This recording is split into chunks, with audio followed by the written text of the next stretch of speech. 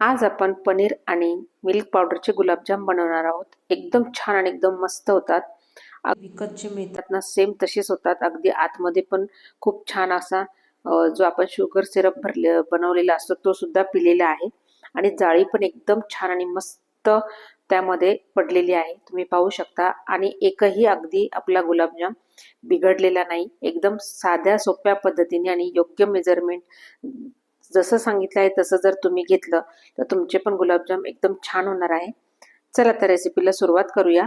तर इथे मी 400 ग्रॅम जे पनीर आहे ते मोजून घेतलेलं आहे आणि ते पनीर बाहेरचं विकतचं आहे आणि ते मी स्वच्छ असं धुवून घेतलेलं आहे। त्यानंतर आपल्याला पाणी निथळून मस्त असं किसून घ्यायचं आहे।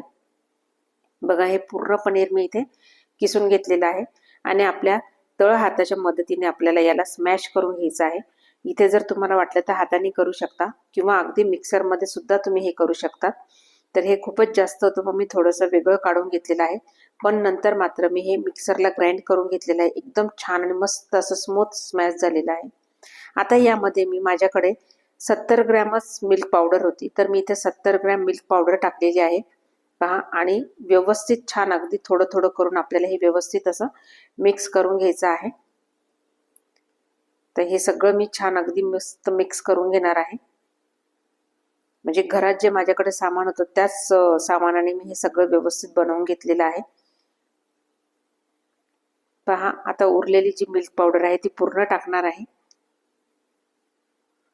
यामध्ये मी मैदा देखील वापरणार आहे, पण तुम्हाला जर मैदा वापरायचा नसेल तर मात्र त्याऐवजी पण तुम्ही मिल्क पावडर वापरली तरी चालणार आहे।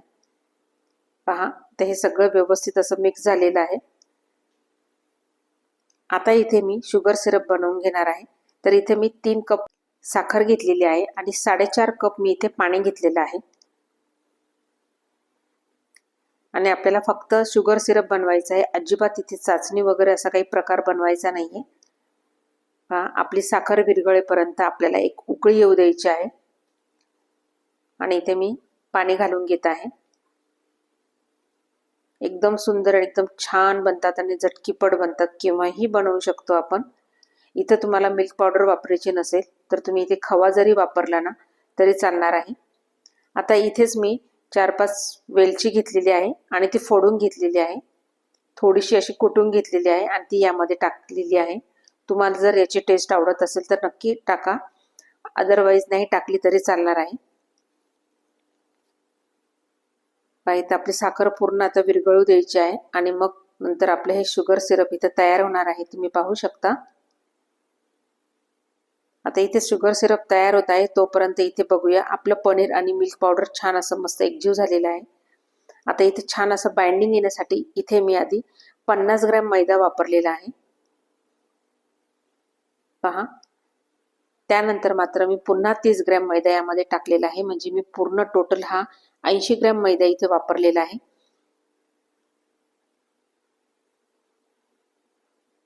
आणि एकदम मस्त असं छान असं बाइंडिंग आलेलं आहे याला।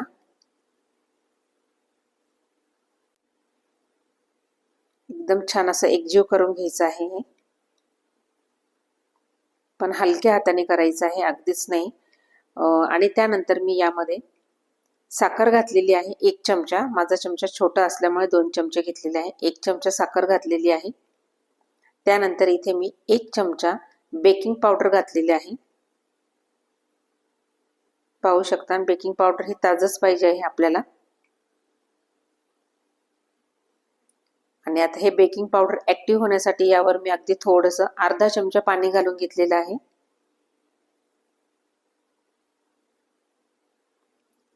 इथे मस्तपैकी बघा आणि छान असा हा ऍक्टिव्ह झालेला आहे आणि हे व्यवस्थित असं छान अगदी मिक्स करून घ्यायचं आहे। आता इथे साखर घालण्याचं मेन पर्पज म्हणजे आपले जे गुलाबजाम आहे त्याला आतून एकदम छान अशी मस्त अशी जाळी पडते, त्यामुळे यामध्ये मी साखर घालून घेतलेली आहे। आणि आता हे सगळं व्यवस्थित असं छान मिक्स करून घ्यायचं आहे। आपलं जे बेकिंग पावडर आहे हे सगळीकडे लागलं पाहिजे, त्यामुळे असं छान असं मस्त मिक्स करून घ्यायचं आहे। छान असा मस्त गोळा झालेला आहे आणि बाइंडिंग पण खूप सुंदर आलेलं आहे पहा। आणि हे सगळं पनीर वगैरे मी असं छान मस्त मिक्सर मधून काढून घेतल्यामुळे खूप छान असं स्मूथ झालेलं होतं, अजिबात त्यामध्ये गुठळ्या झालेल्या नव्हत्या. आता हे थोडं थोडं घ्यायचं आहे आणि आपल्याला पाहिजे तेवढ्या आकारामध्ये हे असे गुलाबजाम बनवून घ्यायचे आहे. गुलाबजाम बनवताना अगदी छोटे छोटेच बनवायचे आहे, कारण ते जेव्हा आपण तळणार आहोत ना तेव्हा ते डबल होतात. तर अशा प्रकारे मी आणि ओळखायचं कसं आपलं हे पीठ व्यवस्थित झालेलं आहे. तर गुलाबजाम बनवताना आपल्या गुलाबजामवर एकही क्रॅक पडला नाही पाहिजे. मग समजायचं की एकदम छान असं झालेलं आहे बघा. अजिबात हाताला चिटकत पण नाही, बाइंडिंगच खूप सुंदर झालेलं आहे. तर अशा प्रकारे हे थोडे थोडे मी गुलाबजाम बनवून घेते आहे.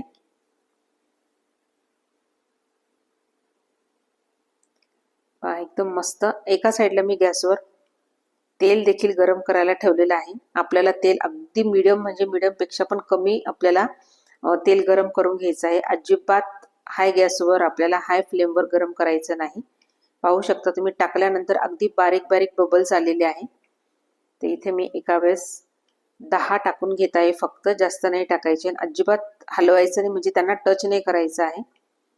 अगदी 2 ते 3 मिनिटानंतर मात्र आपल्याला मध्ये मध्ये फक्त चमचा आपल्याला तेल हलवून घ्यायचं आहे. पाहू शकता तुम्ही किती सुंदर आणि खूप छान झालेले आहेत आणि अगदी डबल फुलायला लागलेले आहेत ते. तर अशाच प्रकारे हे आपल्याला मध्ये मध्ये तेल हलवत आपल्याला हे सगळीकडनं असे सारखे आपले मस्त असा कलर यायला पाहिजे त्याला, आणि एकदम मंद गॅसवरच आपल्याला हे तळून घ्यायचे आहे. म्हणजे हे आतपर्यंत असे शिजले जातात आणि आपल्या गुलाबजामला पण आतमध्ये एकदम छान अशी जाळी पडते. बघा कलर पण किती सुंदर आलेला आहे. तर आता मी हे काढून घेणार आहे आणि इथे आपलं शुगर सिरप पण तयार आहे आणि ते अगदीच गरम नकोय, थोडंसं कोमट करून घ्यायचं आहे. पहा आता यामध्ये हे टाकून घ्यायचे आहे. आता हे अशाच प्रकारे आपल्याला सगळे गुलाबजाम जे आहे ते तळून घ्यायचे आहे आणि शुगर सिरपमध्ये टाकत जायचे आहे. इथपर्यंत जर व्हिडिओ पाहिला असेल आणि जर तुम्हाला माझा व्हिडिओ आवडला असेल तर नक्की एक लाईक करा आणि नवीन असाल तर सबस्क्राईब करायला मात्र विसरू नका आणि शेजारील बेल आयकॉनला क्लिक करा, म्हणजे अशाच प्रकारच्या नवीन नवीन व्हिडिओ तुम्हाला माझ्या चॅनलवर पाहायला मिळतील. पहा किती सुंदर कलर पण आलेला आहे आणि एकदम छान झालेत बरं का. सगळे गुलाबजाम मस्त झालेले आहेत आणि त्यांनी शुगर सिरप पण एकदम छान असं पिलेलं आहे, खूप छान.